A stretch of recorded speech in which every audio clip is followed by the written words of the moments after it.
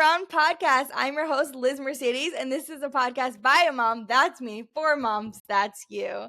Today, we have a very special guest with us, Ray's mom and a one-on-one parenting coach, Jill Lerman. Did I say your last name right? Hi. Yeah, you did. That was perfect. I usually ask before, but for some reason, I didn't ask today. So welcome to the podcast. Thank you for coming Thank you. on. I'm so excited for Thanks. today's episode and what we're going to get into. Too. Yeah. So before we begin, you're a one-on-one parenting coach. Yep. We talked briefly about how you got into it before Yep. we started recording, but let's let everyone know how you got into it. Yeah, sure. So my background's in early childhood education, and I taught in the traditional preschool setting in private preschools, mainly toddlers, but also infants, toddlers, preschoolers in the parenting spaces of these schools. And I loved it. And then I also had my own business that I started in, I guess this was like 2018. I teach play-based classes in and around the Manhattan area where I live. So it was sometimes in people's homes, in stores, in play spaces. I did a lot of special events.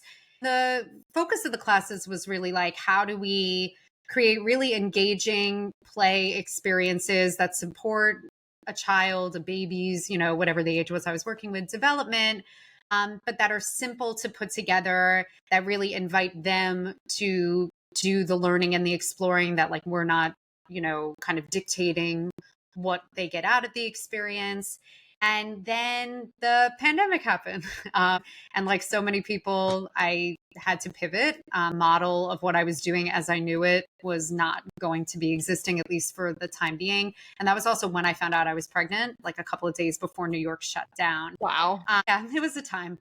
I'm sure we'll get into that. But yeah, I started thinking about, okay, well, right now people are spending more time at home than ever before. They're their child's teacher, their child's caretaker.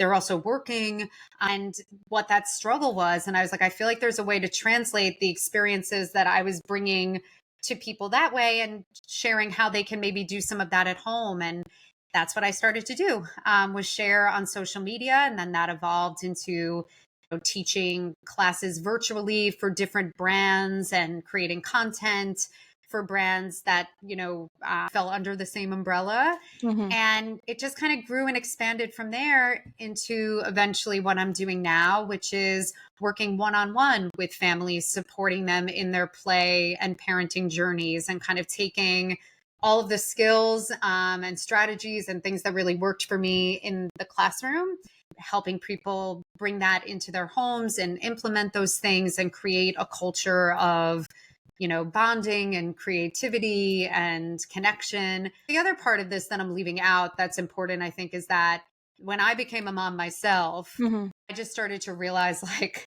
my gosh, like getting through the day feels really hard, Totally. really hard. And the days can feel really long. And even me, with like coming into this with a certain degree of developmental knowledge and experience, it was hard. And that's when I started to feel like, oh my gosh, even the stuff I was doing that I thought was simple, like we got to pare that down. Like it's got to be more simple than that. Like I don't have the bandwidth even for what that was. So I think that becoming a parent really changed and, helped me adjust my approach and help me understand the experiences that the families I was working with were having in a totally different way.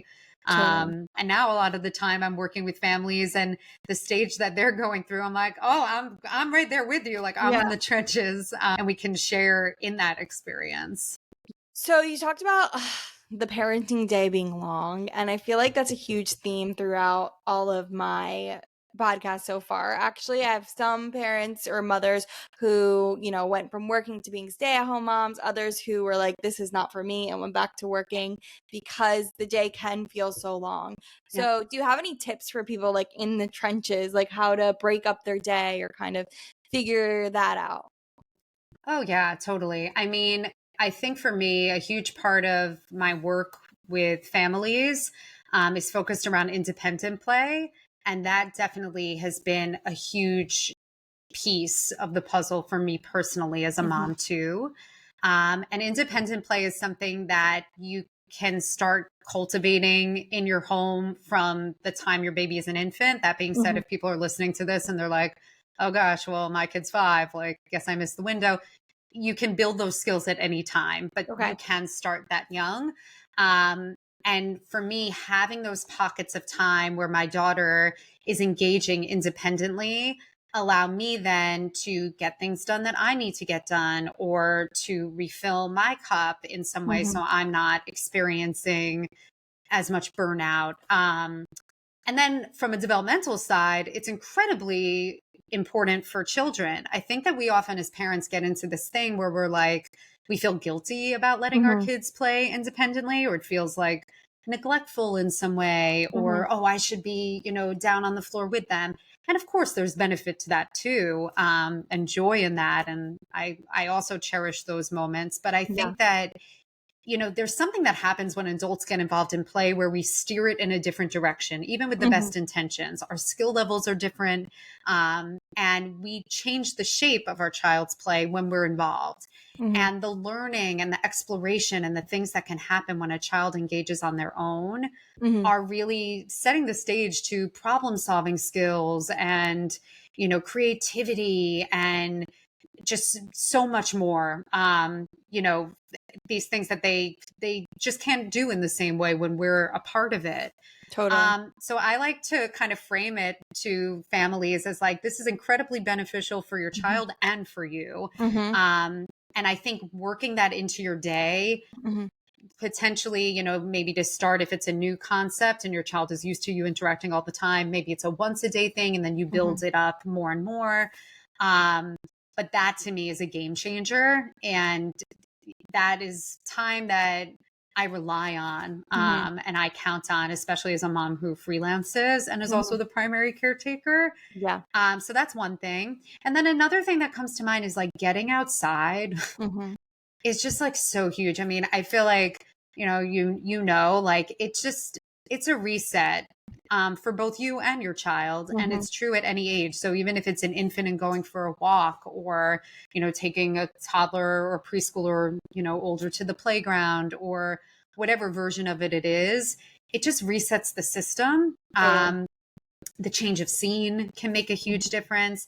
And actually, one of my favorite play tips is telling people to take something that they typically use inside, like a toy that's usually an inside toy, I don't know, blocks or a train set, or if you have an infant, maybe it's a play gym, and taking it outdoors. Mhm. Because what happens is like, it's magic. Something about the change of setting, the way the light and shadows are at play is different than it is indoors. Mhm. Um, the sounds are different. Mhm. It just sparks something new. And I think the Mhm. change of scenery can make a huge difference. So that's another one that I think just helps getting through the day get so much easier. I love Um, that, especially as it's getting warmer outside, like taking oh your my little play gosh. gym outside or whatever. Yes, totally. And like God, I even remember like the earliest days my daughter as an infant, and like it was still really pandemic-y times, Mhm. like when my daughter was an infant. So there was like a lot going on in that regard too. And she was a November baby, so it was like the winter, and Oh, yeah. so there was that. But when I could get it together and just like deal with all the things that went into bundling up and packing the stuff and whatever, and got outdoors, I just immediately felt like a different person. Mhm. And I think that that's something that holds through every age and stage of parenting. So I think that helps immensely, Totally. immensely. Totally. I love that.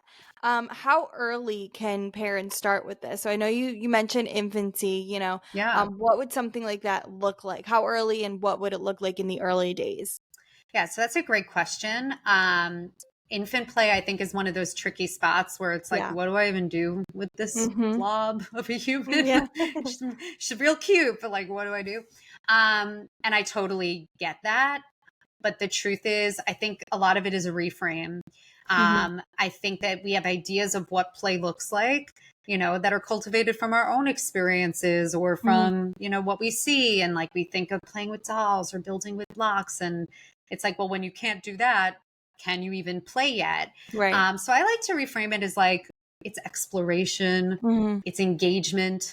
And that's sort of building the foundations for the play skills that then we kind of expect to see, like throwing a Mhm. ball and some of those Mhm. other things. So in the earliest days, to me, like let's say we have a baby, even a couple of weeks old, Mhm. independent play and play period really is as simple as lying your baby on a blanket on the floor with nothing. Okay. That's it. Okay. Um, and actually, like I had to do this exercise once in an education workshop where we had to lay on the floor for 5 minutes and just kind of take in the world from the perspective of an immobile baby. And I Mhm. had like an idea of what I thought this was going to be and like what the point was. And so I'm doing it. And then suddenly I'm like, I hear something. I can't see it, but I hear it. There's light coming out. Oh, wait, now it's gone. Now it's coming out again. Wait, now it's on my face. Now it's gone. There's something under the couch. I can't quite see what it is, but it's something. Ooh, I feel something cold. Oh, now it went away. Then, I mean, you see where this is going. Yeah. Just like the stimulation of the world, especially when Mhm. you're coming from the womb, Mhm. it's a lot. There's a Yeah. lot happening and everything is new. So I think we often think like we need all the stuff and the things and they're going to be Yeah. bored. And the world is giving so much already. Yeah. And then I think like the next step up from that would be doing the same type of thing, but maybe with one lightweight, open ended toy. I say lightweight because when we get to like 3 or 4 months, we want it to be something that's easy for them to grasp on Mhm. their own without a lot of assistance, right? Because Mhm. we're going for independent play in close enough proximity that even if their arms were just kind of floating about, they might up. Like their hand might go through the handle on that and then they bring it toward their face, right? Mhm. So again, when we talk about like engagement, exploration, we might look at that and be like, is that play? But when you actually look at the baby and you see, you can almost see the learning happening, right? They're Mhm. like, my hand, I moved it this way and then I closed it and now I'm holding this thing that I wasn't holding before. And look how the light is making it have a shadow. And like, what is that on the floor? It's darker there, it's light here. So you get an idea of kind of where this is going. And I would say Yeah. in the beginning, we're just doing this for a couple of minutes. We're not leaving the room, right? We're in Mhm. proximity. They can maybe see us or at a minimum, maybe hear our voice. Mhm. Um, and just getting into the practice of that, of not relying. Because look, here's the thing. I could do a really engaging plaything with that infant where maybe I take that toy and I'm moving it side to side slowly for them to track, right? And there's Right. benefit in that too, right? Tracking Mhm. meaning following it from side to side. Mhm. Um, there's benefit in that, of course, right? That supports their visual, their vision development and all Mhm. of those great things. And there's engagement happening and connection, Mhm. but it relies on me, right, to make it Mhm. happen. So that's the difference, I think, between the two things is like independent play is when your child is able to safely engage in something on their own. Mhm. What that is can look a number of different ways through different ages and stages of development. But the Mhm. idea behind it is that it doesn't require anything of you and that Mhm. there's no right or wrong way for them to do it. I hope that answers Yeah. answers that question. Yeah. Yeah, I love that. I love that. That sounds great. Yeah, for sure. So going back a little bit, how long in your journey did you get pregnant? And were you because I know that you mentioned after you got pregnant, you kind of were able to relate to the parents a little bit more. Yeah. And how long in your journey did that happen? And how did that really change your journey? Oh yeah. I mean, I had been teaching at the point I got pregnant about like 10 years. Um Actually maybe even a little, maybe 11. And I had a lot of experience Hmm. working with children, working with all different kinds of families, and being a part of facilitating their experience. Hmm. But the thing is, like, it doesn't matter. I mean, I know we talked a bit about your background too. Like, it doesn't matter what you come into parenthood knowing. It Right. rocks your world Totally. no matter what. Totally. And I, even though I was coming in with a lot of skills and strategies and support, um, it just gets you. It gets you to your core. And at the time that my husband and I decided, that we wanted to start trying stuff, I felt a certain level of readiness, but I feel like I also, because of my background, I kind of knew, like, I knew how difficult it might be, or I Yeah. thought I knew. And Right. then it was even more difficult than Yeah. that. So yeah, that was kind of a little bit of what I was bringing into it. And then, like we were saying before, then once I was actually in it, I was like, wow, what I thought was simple, not quite simple enough. Mhm. I need I can't think about cleaning up another thing. I Mhm. used to do these like sensory experiences, and I still love a good sensory play, and I'm sure we can talk about that. But Yeah. yeah, like I loved a mess, and I knew the learning happened in the mess. And then as I became a mom, I was like, this is in my home is so overstimulating.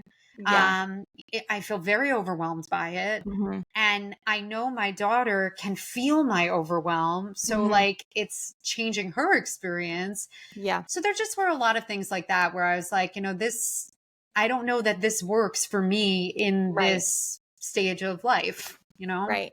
I love that you say that in combination too with what you said before about the independent play, because I feel like, and I think this is probably a universal feeling, like I'm not doing enough, you know? Oh, And, yeah. she has her little toys and she's playing, and I always sit her on the counter, like when I'm doing things and talk to her. So she's observing like me cooking or whatever.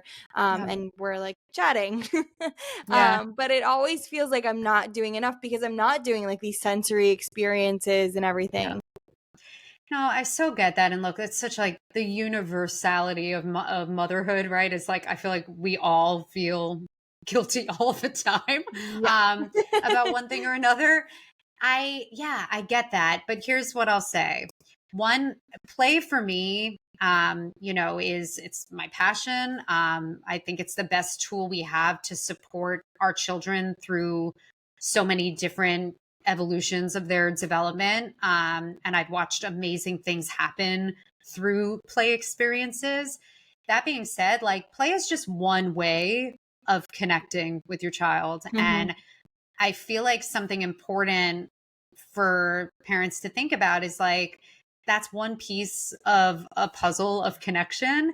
And even for me, I do it for work, and like I just don't always have it in me. Like Mhm. there are days I'm tired, I don't feel inspired. Mhm. And then something like cooking. I mean, what an amazing way to connect. Mhm. Or even inviting your child into any household task you do. Because here's the thing, like people, we think this stuff is like mundane and like Right. whatever. Kids love, especially like toddlers, love being helpers. They want to be involved. Yeah. They want to feel like a vital member of the community of their Mhm. home. So things like laundry, cooking, like they want to be part of those experiences. That makes them feel important and valued. That's exciting. Um, so I always encourage people, like that's a great way to connect. Like go on a walk. Let them Mhm. choose the route. That's like Mhm. every kid's dream. That gives you Yeah. like a million parent points. Yeah, Um, totally. so I think there's so much that we can do, and there's so many ways we can connect, and play is just one of them. And I'd even go so far as to say that like, play, people will say like play is like, that's a child's work, right? Like we've all Mhm. heard this expression. And I really believe that that's true. Mhm. And then that also means that like if that is their job, and then we have all these other jobs and responsibilities that we hold it that that we're holding, that it's okay for there to be times that's like right now is your time to do this and I'm doing my job of this. Yes. And that's important. Yeah. Yeah. I love that you say that too, because if you think about it, I mean, it's like the universal thing where kids don't want their toys, right? They want your spatula, or they want the remote control, or they want Yeah. something like that, but they're not Yeah. as interested in like a toy, well, versus something like that, right? And Well, so that's yeah. Yeah. go ahead. No, I was just going to say, I like, that's like a whole other route kind of my work is like Mhm. using household materials, because I think that is, first of all, it's the things they're seeing us use, right? Right. So, like, I want that thing that my mom thinks is cool, like, and is using all the time, right? Yeah. And I want to be a part of that. So there's that piece. And I think it's also like as children become more mobile, they're noticing just so much more and they're taking Mhm. in so much more. And it's like, wait, like, what is that thing that Yeah. you're use? Like, I want to be a part of that too. Right. Um, but I feel like, I don't know, I've had like clients that I work with where they'll be like, oh my gosh, no matter what I do, he like is always going into the cabinets, and like I try to Mhm. look and I try to this, and like no matter what I do, he doesn't. And like my response to that is always like, well, can he like have a cabinet? Right? Like how do we, I'm all about like trying to find how can we say yes? There's so many no's, and a lot Right. of things are no, and they're a hard no. But sometimes not only for our child's sake, but for our own. like, we got to find ways that, does this have to be a no? And I feel like that's a Right. perfect example of, you can't go in every cabinet, but this cabinet, that's your cabinet. And then we Right. have like silicone, spatulas and things that Right. can be mouthed and can be touched. And then it's like, it's so empowering for them. They feel included in it. And then it just takes so much of the stress away from you to have to Mhm. constantly be, setting the boundary and setting it again and setting it again and Yeah. having to redirect and redirect. I don't know. I feel like there's a reason why they're attracted to it. And I can kind Mhm. of put my brain in their brain and be like, Mhm. huh, like, I kind of see why that's cool. Yeah. And I don't know, if you can't beat them, join them. Yeah. But I feel Yeah. like kitchen utensils and like household items are one of those things where that comes up a lot. Totally. I feel like that's the type of teacher I was when I was in education, where I Yeah. was just kind of like, how can I say yes to this in a way Yes. that makes them feel like they're in control? But Yes. really, I'm calling the shots and they just don't realize it. Absolutely. Yes. Yes. And like, I feel like that's sort of like peak parenting too, right? Mhm. Is like, it's our job to keep our children safe, obviously, Mhm. first and foremost, and take care of their, both physically and emotionally, their well being. And that often means a lot of no and a lot of Mhm. boundary setting. But Mhm. we also we want to empower them, Right. and we want to foster independence and capability. Mhm. And it's always kind of like that fine line. But I feel like, when you can find ways to say yes, Mhm. it's like often it's like a small win, Mhm. like or small lifting for us, and then like a Mhm. huge impactful win for them. Totally. And I feel like when we can find those spaces, that just makes all the difference. So I feel like I spend a lot of my day thinking about, like, is this definitely a no? Right. Right. Yeah. What's Sometimes like yes. yeah, totally. Like if they're trying to get into the cleaning supplies. Yeah, like, no, that's where we like draw the line. Like, you're Yeah. jumping off the furniture. Yeah. No. No. But sometimes it doesn't have to be. And then it Yeah. also like just makes everyone's day, I feel like, flow so much better. Yeah, totally. What's like number one like parenting advice or question that people come Yeah. to you with? Like they're like, I'm having a really hard time with this. Can you help me out? Yeah. Oh gosh. I mean, independent play is definitely a big one, and I'd say Okay. that kind of surfaces in a lot of different ways. Sometimes Mhm. it's like I feel like I'm in this cycle of entertaining my child all day that I can't Right. break, and it's like Yeah. not sustainable for me.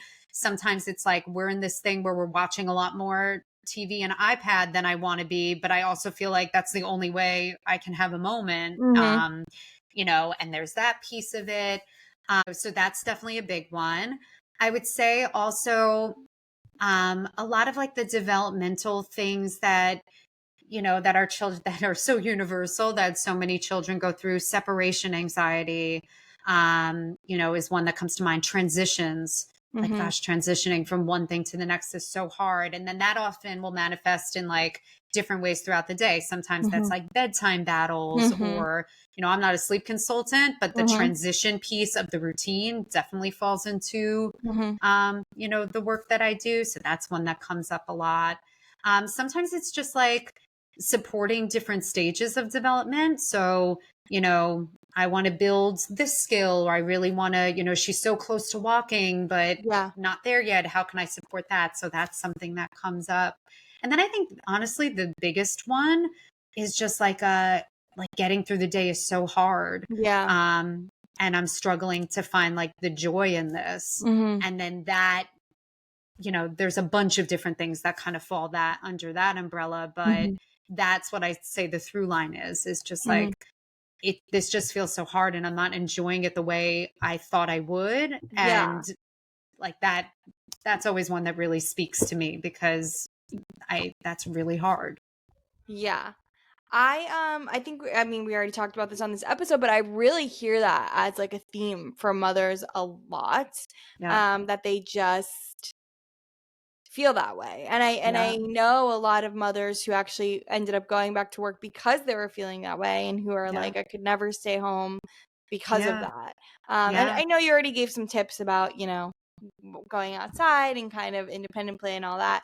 And those are Yeah. great tips. But yeah, so I mean it's also good for people to know like how universal that is. And just because you're feeling Definitely. that way doesn't mean you're a bad mom or No. it's not, you know, your journey. Like, Yes. I think people assume that mothering and being home with your kids comes naturally, when Hmm. really, like, it really doesn't. Especially, I feel like in a world where we're all bored, like, all the time, and you're Yeah. really sitting and watching your baby discover the world, and Hmm. it's everything that is mundane to you, and so it can feel boring. Yeah. No, it's true. And I think that we've kind of gotten into, and I think about this all the time in terms of my daughter and what it'll be like for her. But, Yeah. we're kind of in this thing like where we're used to like instant gratification, Yeah. and it's very easy to, if you're not having it, quickly click on something that then gives it to you. And a lot of I think the beauty and the joy in parenting is in the slow moments, but it also like it feels like almost like wrong to your brain Yeah. in a lot of ways, because that's not how we've gotten used to experiencing joy and fulfillment Yeah. and instant gratification. It's just, it's a little different. Yeah. um, I think even particularly in the first couple of months, before your baby is like smiling, Yeah. or it's just kind of like, oh my gosh, like I'm giving, I'm giving and giving, and like Mhm. I'm I'm struggling to feel it back. I feel like I talk to so many parents that feel that way. I think the other thing, as you were saying that came to mind for me was also this idea of like, what's your connection superpower? And I Mhm. think a lot of the time, like when we as parents can think about the things that brought us joy in the season before the parenting season, and kind of like how to infuse more of that into our lives, not only to Yeah. fill our own cup, but I also love that that. there's ways to bond with our children through that Yeah. too. And that it doesn't have to look like getting down on the floor and Mhm. like, doing it like, I mean, if that's your journey, it's mine.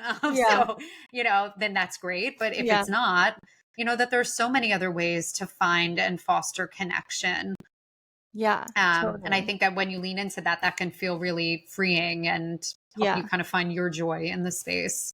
Yeah, I love that. I love that. I know you mentioned iPads and screen time and everything. Yeah. And I Yeah. think that it's so difficult, especially in kind of the world that we're in, where like mom's binging a TV show and baby's just a blob anyway. And like Yeah. then you end up with like that guilt at the end of the day of, oh my gosh, I just watched like 3 seasons of The Crown instead of actually paying attention to my baby.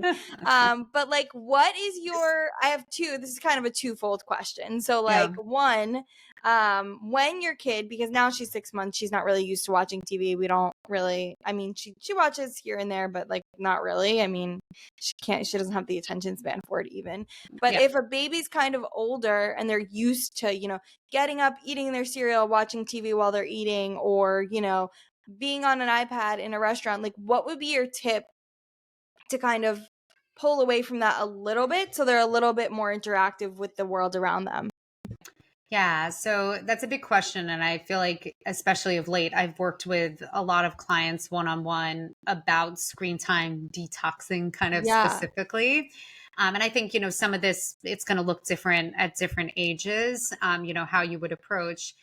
But I think the biggest thing is like you setting your guidelines and your boundaries around, what the amount of time is that you are going to do this in the day. And Mhm. then I'd say even before you do that, kind of auditing, like before you make any changes, just kind of paying attention to like, like when are they watching? When am I kind of breaking this out? What are they Mhm. watching? Mhm. How am I feeling when they're watching it? And I Mhm. say this because I think we start to see patterns like, Mhm. oh my gosh, like it's like at this one part of the day, every day, where I Mhm. just like, I'm done. Mhm. I have to get dinner ready. Like, I Uh-huh. need you to be occupied. You know what I mean?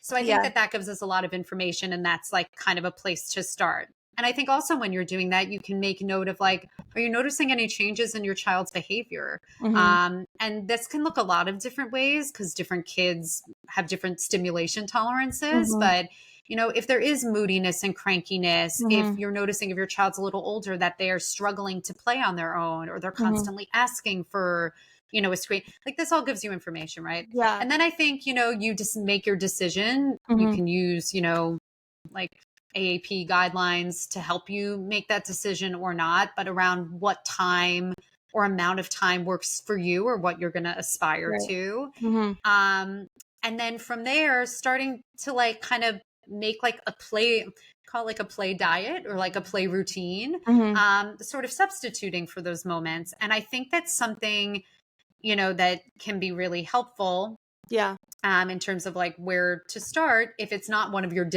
times that you've designated that you're going to break out your Mhm. thing or Mhm. times of day, kind of having a plan. And one of the things that I do when I work with families is give them an action plan that's tailored to like the stage of development that their child's in right now. Mhm. Simple things like using stuff you already have, and just kind of telling you how you set it out. Mhm. And I'm not talking like Pinterest sensory bit, like not Right. we're like, I'm talking way simpler than that.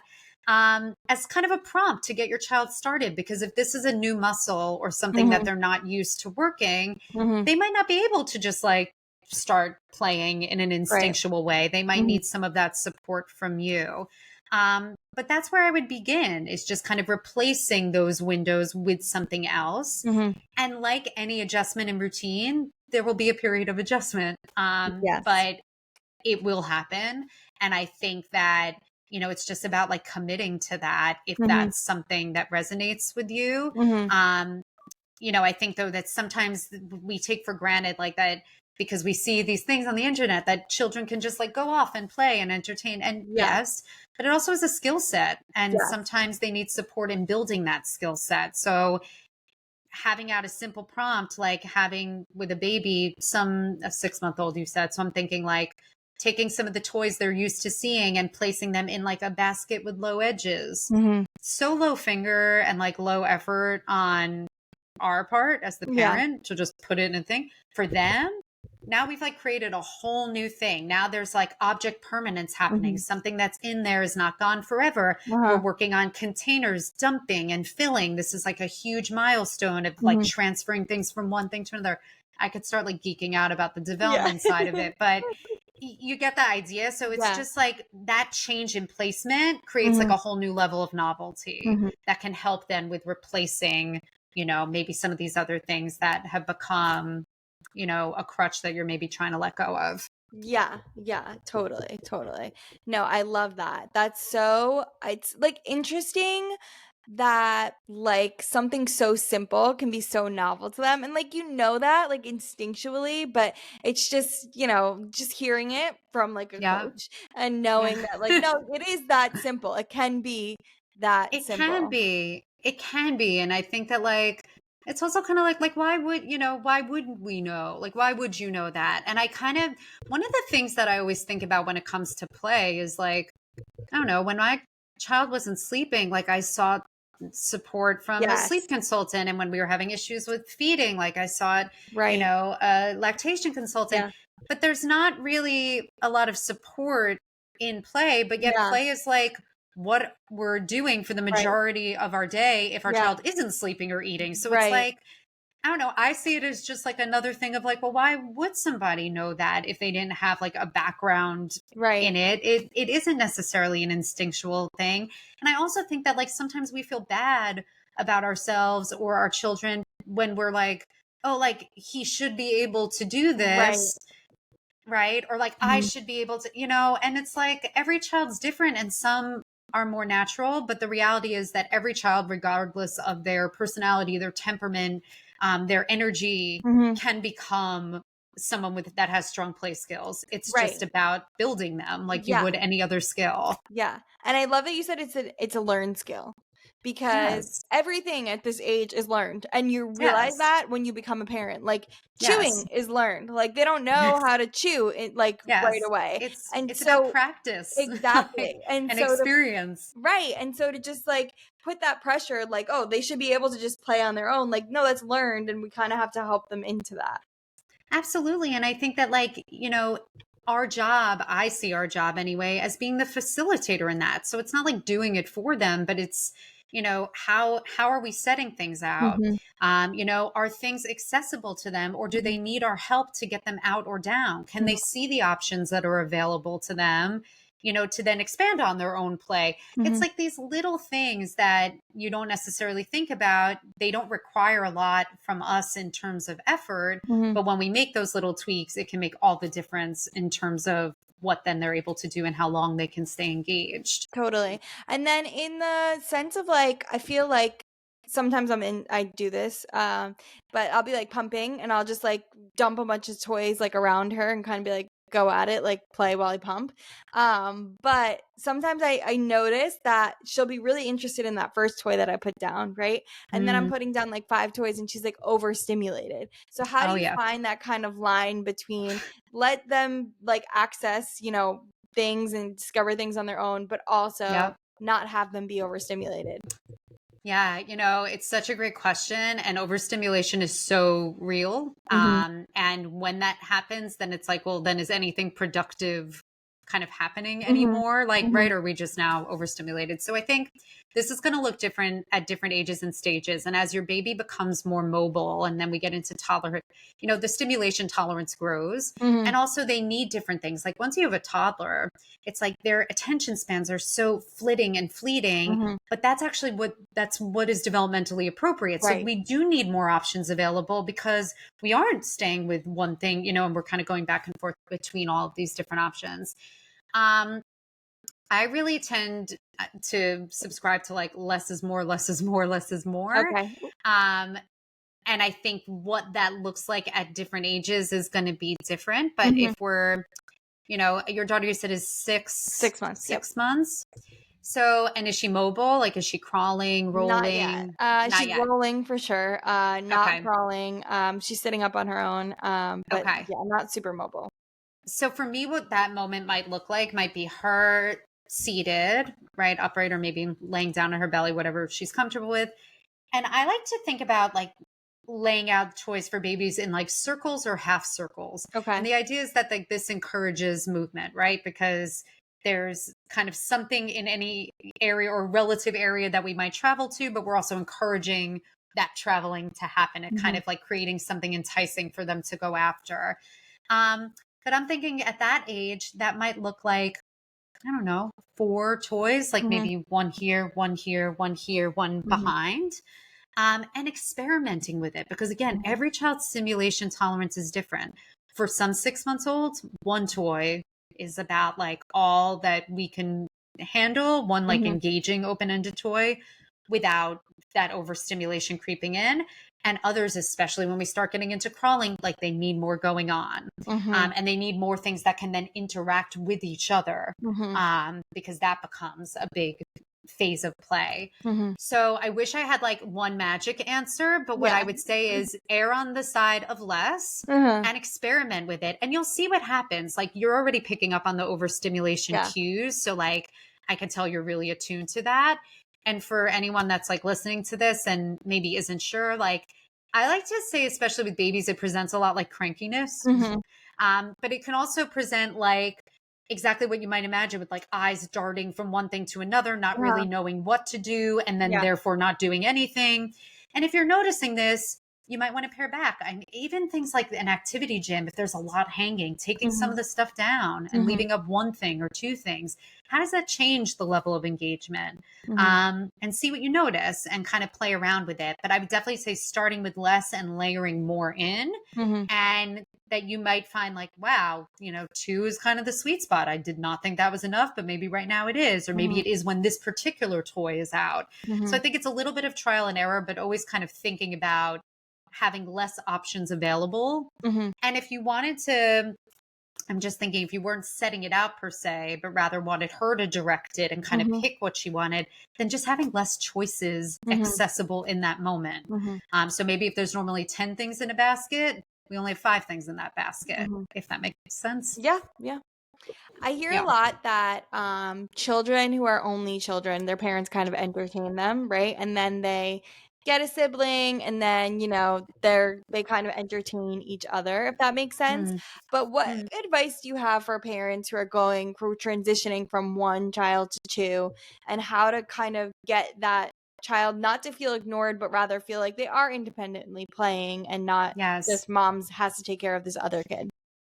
Yeah, so there's so much to unpack there. But the first thing that comes to mind that I think of is that it's really important for the older sibling to feel one secure, right? Mhm, Because it's kind of like their whole world has been rocked and mhm, they want to know kind of what their place is now in this new version of your family. mhm, They might not be able to articulate that, but that's the experience. mhm, Um, and I think that if we want to encourage more independent play, and this is true of any age and any situation, not just this, mhm, we have to think about like our child's cup kind of being filled mhm, so that they then can mhm, engage independently. mhm, So again, this doesn't mean that you need to play with them and then, then do that. Like it mhm, could be connection in any of those ways that we talked about. But the mhm, idea being that like they're having that special time with you mhm. to then allow them to have some of that space to engage more freely. So what I would say, obviously the juggle is so real, and there's Yeah. so much to balance in that transition for the parent. But I would think about 5 to 10 minutes of Mhm, phone free, like connected time of your mhm, choice. Could mhm, be reading, could be going for a walk, could be playing. mhm, It could be playing and they get to pick whatever mhm, they want to do for 5 minutes. This is again, we talk about like low effort wins for a mhm, child. This is like anything I want. You'll do anything I want for 5 minutes. And for us, it's 5 minutes, mhm, right? And it can be, a more exact thing if we set a timer, or it could just be like a relative thing. mhm, But giving that special time of connection, mhm. and you'll be amazed how much 5 to 10 minutes over the course of a full day, like how much impact that can have. I And love this is that. time that's just for them, just Mhm, with them, and kind of figuring out how to negotiate that. Another thing I would say is finding ways to make them really step into and be excited about mhm, this role that they're in. Because again, when we think about, coming back to the same idea of like our children want to feel like a vital part of their family system. mhm, And in this case, it's like, well, now we're having a role change, right? And like this new role that you're in, a big brother, big sister, is such an important job. And you know what? I'm going to change his diaper. Will you bring me the diaper? Or I have to go warm up his bottle. Will you bring the bottle to me? Will you bring me, the sleep set, whatever it is? mhm, Again, I think we feel like maybe our instinct to that is not to realize how impactful it is, mhm, or feel like, well, that's helping me, but what is that doing for them? mhm, It's making them feel important and needed. It's mhm, empowering them. It's bringing mhm, up their confidence. mhm, How important they are in this system. This mhm, can happen in play too, right? Like the baby is laying under the play. Oh, will you bring the baby his ball from the basket? That ball he loves. Will you place it right over here? Oh, thank you so much. You are the best helper. I really appreciate that. Right.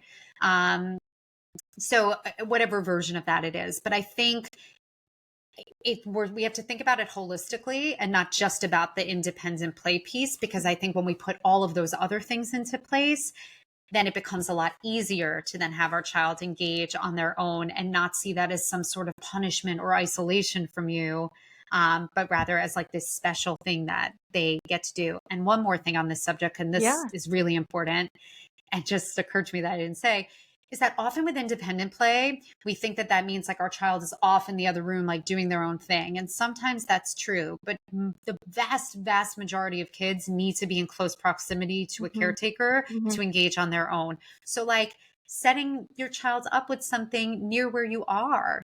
And mhm, this could be like as simple as like you're not doing anything, I'm going to be doing this right now. I'd love if you were here, but why don't you bring your blocks over here into mhm, the baby's room, and while I feed him, you can sit and play with your blocks, right? mhm, So the idea that like you're still a part of this, you're here too, that still counts as independent play, right? That's mhm, happening independently of you.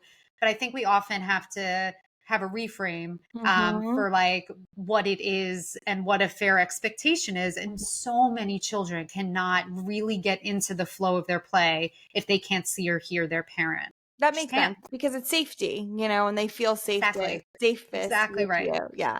Exactly. That's why I even like, I'll like people I've like worked with clients that are like, I have this beautiful playroom and he's like never in there. And I'm like, well, yeah, like, I get that. Like, are you in there? Because if you're Yeah. not, like, um, but I'll even like we live in an apartment, so we're in kind of a small space, and my daughter's play spaces are all of the spaces.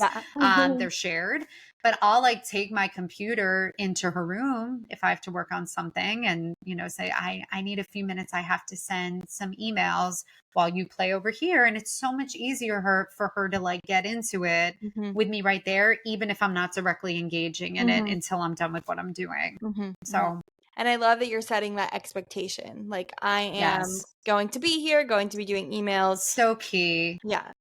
Yeah, It's so for sure. key, and I would say even from before, our children can talk back, they can hear us, they can Mhm. understand us. So this is like a practice that people can get into from the time they have a baby, Mhm. of letting them know what's coming, letting them know what to expect.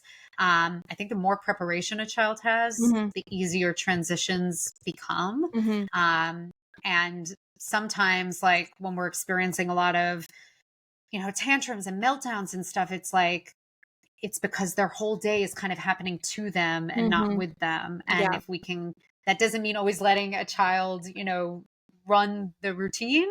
But I think when we can kind of clue them into what they can expect, it's much easier to then manage it. It's not a Right. surprise. Right. Yeah, and I love how you talked about, the 5 to 10 minutes of just like uninterrupted, like one-on-one time.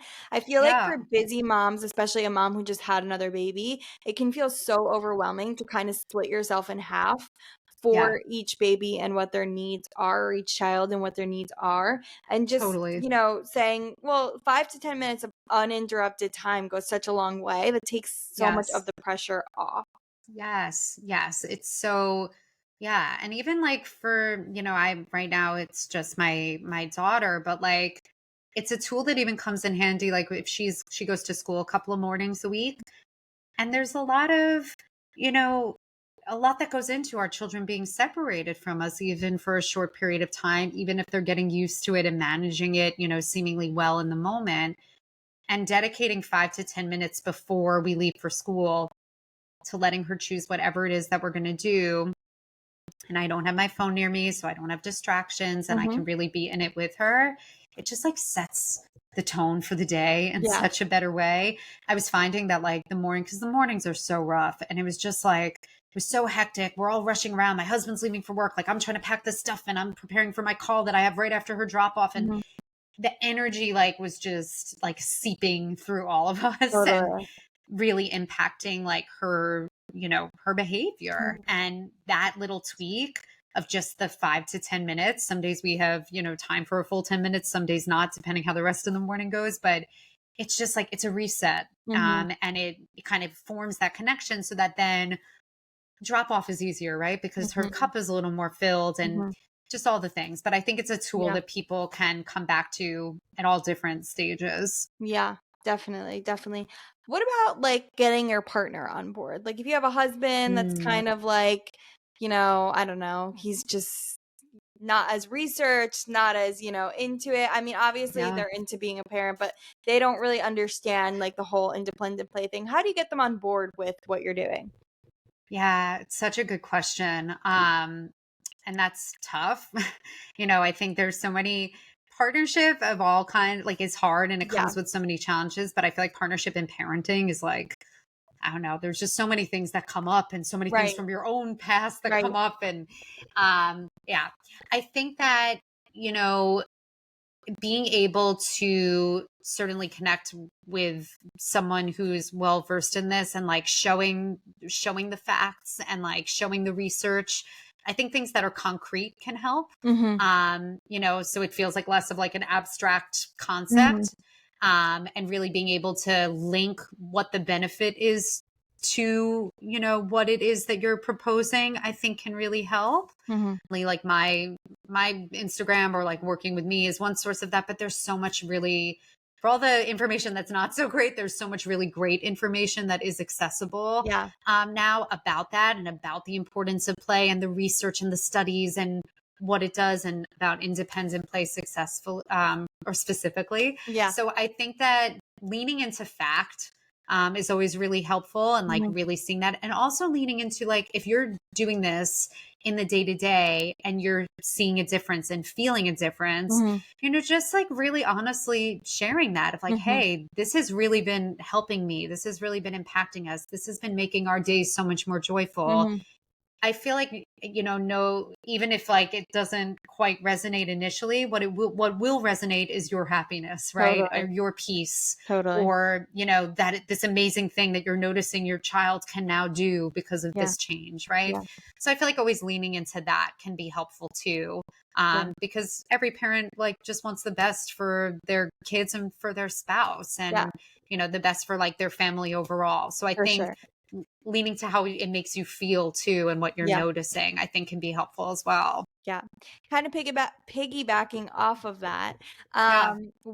So obviously I'm going to send everyone to your coaching and your Instagram, but what is Yeah. like a book or an article or something that I can kind of like, if people are wanting to like dip their toes into this and kind of get a little bit more information, where can they go? Yeah. So my background is in the Reggio Emilia educational philosophy, and in Rye, Hmm. that are both two different philosophies, but I'd say the commonality is just like respect, respect for children, respect for their ideas, a child-led environment in Hmm. many ways.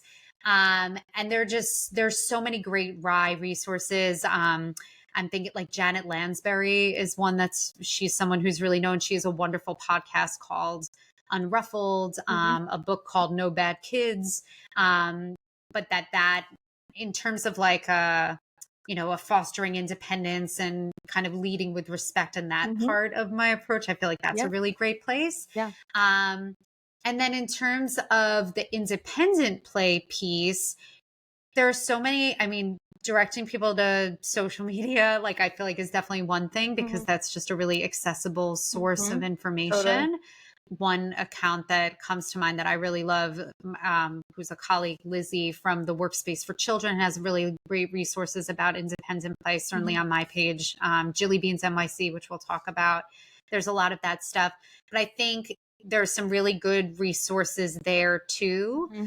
Um, and then like there are a lot of really great books. I feel like there's a lot more kind of written from like the educational Hmm. standpoint, Yeah. which I know for some people like that can be a little off-putting, but like Working in the Reggio Way Hmm. is one that comes to mind for me in terms of how to use found and household materials. Hmm. The Montessori Baby, the Montessori Toddler Okay. are other ones that like come up for me. Yeah. But sometimes I know for some people that can feel um, like a little, I don't know, almost like clinical. Uh-huh. So sometimes like you have to digest that information in a Yeah. different kind of way. But Yeah. Yeah. Awesome. Okay. So yeah. what's like your favorite like play activity or something like that to suggest to parents? So, oh gosh, there's so many, and obviously it looks a little different at different ages and Totally. stages. But I'd say like one of my favorite tools, since my daughter was kind of able to do it, is to utilize the bathtub, Okay. which like sounds kind of random, but like I think for me, like sensory play is such a vital thing. And like Yeah. we're always hearing this, and we supports all these different areas of development. But like I was saying earlier, like the mess can feel really overwhelming. Hmm.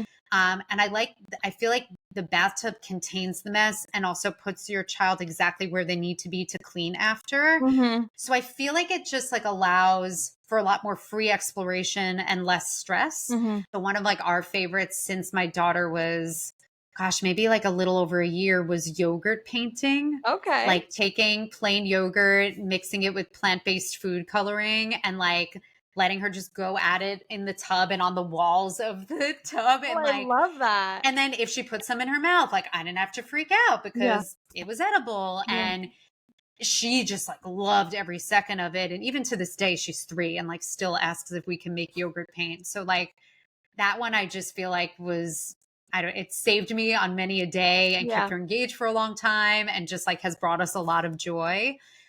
But even things like utilizing the bath in play outside of getting clean, like pom poms can get wet. Like put like oversized pom poms in the bath, like blow Hmm. your child's mind. Yeah. Like that was another favorite of ours that we like love to do, just in addition to like the standard bubbles and whatever, or glow pals. I don't know if you've ever used No. those, but like they're like little light up cubes in the water.